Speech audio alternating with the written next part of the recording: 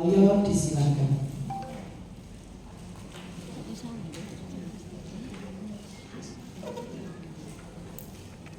Assalamualaikum warahmatullahi wabarakatuh. Bismillahirrahmanirrahim. Alhamdulillahirabbil alamin. Wassalatu wassalamu ala asyrofil anbiya'i wal mursalin sayyidina Muhammadin wa ala alihi washabihi ajma'in. Yang saya hormati Ibu Ketua DPKI Kabupaten Jember beserta jajaran pengurus, kemudian teman-teman kasih tamu Dinas Pendidikan Kabupaten Jember, kemudian teman-teman seluruh peserta pelatihan teknik konturing dan tata ruang. Saya menyampaikan permohonan maaf dari beberapa kepala dinas yang sesungguhnya adalah hari ini menghadir sendiri ajak saya untuk memberikan kata sambutan sekaligus membuka. Tapi subuh-subuh saya buka, ternyata beliau tidak bisa hadir, sehingga meminta saya untuk menyampaikan pesan dari beliau. Untuk ini sekaligus mohon maaf. Kemudian yang kedua adalah ucapan terima kasih kepada IGPKI Kabupaten Jember beserta mitranya, dalam hal ini adalah Universitas yang menyelenggarakan kegiatan pelatihan di tengah efisiensi. Tapi kemudian saat ini pemerintah dan hal ini adalah Presiden melakukan efisiensi besar-besaran, termasuk anggaran-anggaran di daerah itu dipangkas, ya. Contohnya kegiatan semacam ini itu sudah sementara belum boleh diadakan. Kalau biayanya dari APBD, karena ini mandiri, alhamdulillah, ya, ini kan sudah bisa bergerak sendiri. Kemudian pengadaan barang dan jasa, jadi kita belum bisa beli kertas, belum bisa merawat kendaraan, belum bisa bensin, itu adalah dalam rangka efisiensi dan tidak terjadi di dinas pendidikan tok, ini di semua lini, termasuk di kementerian. Bahkan ada kementerian itu yang menerapkan masuk kerja itu 3 hari, yang lainnya adalah apa? We are flexible, ya, flexible work arrangement. Berarti bekerja dengan cara fleksibel, bisa dikerjakan di rumah, bisa dikerjakan sambil tidur-tiduran, bisa bekerja sambil rekreasi dengan keluarganya, bisa bekerja sambil umroh, bisa bekerja di pasar. Ini adalah memang penerapan sistem kerja yang baru, bahwa dimanapun kita bisa bekerja, sehingga tidak terikat waktu. Kalau waktunya biasanya kan jam 7 atau jam 8 kalau di kantor, ya, jam 8 sampai jam 4 sore. Kalau sudah penerapan RWA itu tidak lagi 7-8 jam, tapi adalah 24 jam. Ini sudah mulai diterapkan.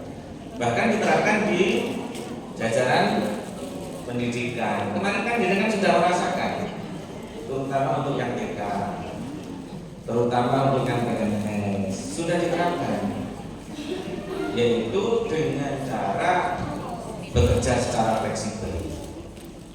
jenengan tidak harus datang ke sekolah pada saat muridnya libur kan ya. Murid-murid libur kemarin kan jenengan tidak usah ke sekolah, tidak ada absen ya. Kemudian kerjakan pekerjaan di sekolah, padahal tidak ada yang ditungguin muridnya. Sudah tidak lagi kemarin, sudah kebijakan dari Bapak Bupati dilaksanakan secara fleksibel. Ada pertanyaan, mengapa Pak kok tidak diliburkan, murid libur kok disuruhnya bergawe? Apa jawabannya? Untuk memenuhi kewajiban jam kerja. Karena jam kerja kita ini diatur dengan Perpres. Itu sudah ada aturannya, Perpres Presiden. Ada lagi aturan pemerintah kaitannya dengan ASN. ASN, terutama yang ASN ya. Kan di TK kan masih banyak yang ASN. Itu wajib 37,5 jam per minggu. Itu wajib, ya, wajib dipenuhi. Kemudian 37,5 jam per minggu, kemudian ditambah lagi dikurangi dengan cuti. Guru sudah disamakan dengan ASN lainnya. Kalau dulu enggak, dulu pada saat jadi guru sama dengan lainnya waktu jadi guru di sini. Itu adalah kita dibatasi dengan aturan yang berbeda dengan ASN lainnya. Tatkala muridnya libur, gurunya juga libur. Contohnya zamannya Gus Dur itu pada saat bulan puasa kan libur penuh ya. 30 hari atau bukan lebih 40 hari ditambah dengan hari raya. Libur kita guru-guru libur. Kemudian libur kalau guru ada 1 bulan. 1 bulan itu adalah 4 bulan sekali karena ratusan kan 4 kali. 4 bulan sekali kita dikasih libur 1 minggu. Nah, dalam waktu 1 minggu itu guru juga ikut libur. Kemudian ganti ke semester, berarti 1 semester 6 bulan sekali. 6 bulan sekali pasti dapat jatah libur dari siswa yang libur. Tapi dengan ketentuan yang baru, murid libur, gurunya itu tak boleh libur karena terikat dengan jam kerja. Kok bisa Pak kan tidak ngajar? Kok gak libur? Kenapa? Karena pekerjaan guru tidak cuma ngajar, iya kan? Bapak kalau kita bilang pekerjaan guru itu yang pertama apa? Sesuai dengan undang-undang guru dan dosen ini teman-teman yang sertifikasi.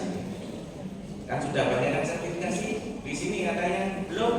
Ngacung Pak usul nih. Gak bisa usulkan kok. Yang manggil adalah kementerian. Di situ sudah jelas diatur di undang-undang guru dan dosen, ya, bahwa pekerjaan guru itu adalah yang pertama membuat rencana, melakukan perencanaan pembelajaran. Kemudian yang kedua apa? Melaksanakan kegiatan pembelajaran atau kalau disebut KBM, kegiatan belajar mengajar. Kemudian yang ketiga melakukan evaluasi. Kemudian yang keempat menganalisa hasil evaluasi. Kemudian yang berikutnya adalah melaksanakan tindak lanjut hasil evaluasi. Itu dalam pekerjaan. Jadi ngajar itu adalah sebagian dari tugas yang dilaksanakan tatap muka bersama dengan murid. Membuat perencanaan, apakah dengan melibatkan murid? Enggak kan? Enggak. Ya dengan membuat persiapan apa namanya? Kalau sekarang apa itu mas? Kalau dulu RPG itu sekarang apa? Nah, modul aja. Dengan merancang, ya. Kemudian merancang evaluasi atau penilaian, kemudian membuat tindakan. Setelah dianalisa, kemudian kita tutup seperti apa. Pekerjaan ini tidak harus melibatkan murid, makanya masih tetap diharuskan datang ke sekolah. Ya. Setiap kali libur semester, kami di Dinas Pendidikan pasti judet. Judetnya kenapa? Ya di media sosial itu bertebaran guru libur, siswa libur, guru nggak libur. Ini dolim, kan gitu ya? Kata-kata dolim. Kalau kita balik, dengan itu nggak nyambut kaya, terima kaya, kan malah lebih dolim. Iya kan? Terutama yang sudah sertifikasi. Tidak cuma PNS, kan sertifikasi itu adalah kewajiban 37,5 jam itu. Tatkala murid itu libur dengan tidak bekerja, maka disitulah ada pekerjaan yang tidak lakukan. Tapi dengan Bapak Bupati yang baru membuat kebijakan, karena begini kepala dinas, ayo Pak Adi, guru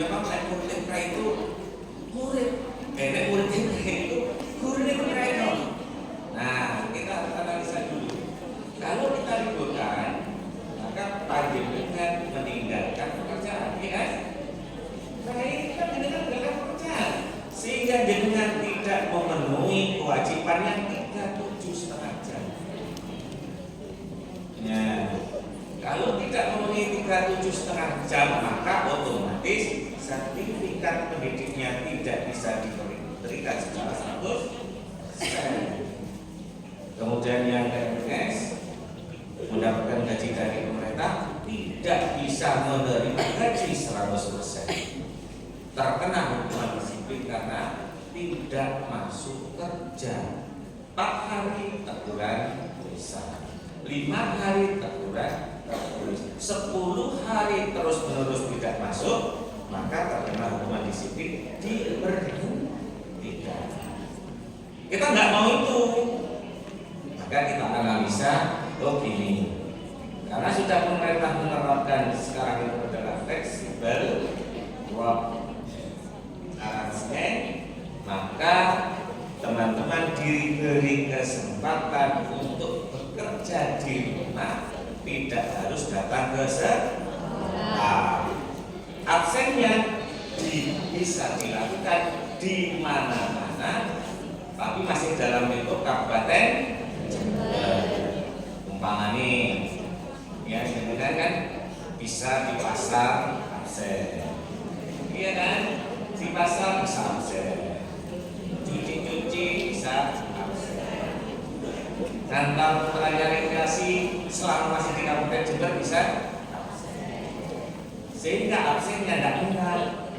Ya, yang kebetulan ini yang dapat rezeki pasien Pak Asi ini, rezekinya begitu dikembalikan FWA itu ya, maka kembali ke SMT Silo. Jadi beliau bisa absen di mana-mana. Tapi begitu masuk kembali masih tetap di Silo, harus absen ke Silo kan gitu. Jadi itu adalah kebijakan pemerintah dalam rangka memenuhi jam kerja. Sehingga kemarin pada saat libur awal puasa, panjenengan mendapatkan kesempatan ini. Setelah itu masuk kembali ke sekolah, bekerja di sekolah, anak-anak belajar di sekolah. Karena dalam situasi Ramadan, maka pembelajarannya diarahkan kepada peningkatan ketakwaan kepada Allah Subhanahu wa Ta'ala. Jadi pelajarannya isyarat itu aja sudah ya, meningkatkan ketakwaan kepada Allah. Kemudian nanti setelah itu diberlakukan lagi untuk FWA-nya lagi. Kapan? Tanggal ya 21. Tanggal 21. Murid-murid libur, teman-teman kemampuan bekerja di rumah. Makanya yang ASN itu masih pakai kerjanya, ya, nggak ngisi kerja. Ini kan sambil ubah-ubah ngapalno ayat suci Al-Quran, apa itu kita ya? Jadi itu, Bapak lagi. Kemudian yang terakhir ini misalnya dari Bapak Kepala Dinas, marilah kita lebih hati-hati lagi tatkala kita bermedia sosial, iya kan? Iya, kita bebas saat ini menggunakan media elektronik, ya. Tapi kebebasan itu pasti ada batas-batasnya. Bahkan kalau di suatu daerah ada yang melarang pada saat mengajar pegang HP, bermain-main media sosial. Boleh hanya untuk pembelajaran, ya. Boleh bermain TikTok, boleh bermain Instagram. Artinya ya membuat konten-konten itu ya boleh pakai Facebook Pro itu, ya. Jadi sambil bekerja, sambil cari uang sampingan, tetapi tetap etika dijaga. Karena tidak sedikit saat ini, ya, kita terjebak ke praktek yang kurang benar. Pornografi kita aja ya. Jadi gitu, ya. Biasanya kenalan lewat media sosial, kemudian kita direkam, dari rekaman itu kemudian disebarkan melalui media sosial. Maka meledaklah Kabupaten Jember setoran guru, begitu ya. Jangan sampai teman-teman guru TK banyak kejadian di luar, jangan sampai kejadian di Kabupaten Jember. Ya, kita tetap normal, etika itu kita pegang, ya. Kita hindari hal-hal yang mengundang masalah. Itu pesan dari Bapak Kepala Dinas. Kurang lebihnya mohon maaf. Dengan ucap Bismillahirrahmanirrahim, kegiatan pelatihan mewarnai dengan teknik on-grid dan baterai untuk guru TK Kabupaten Jember saya nyatakan dibuka.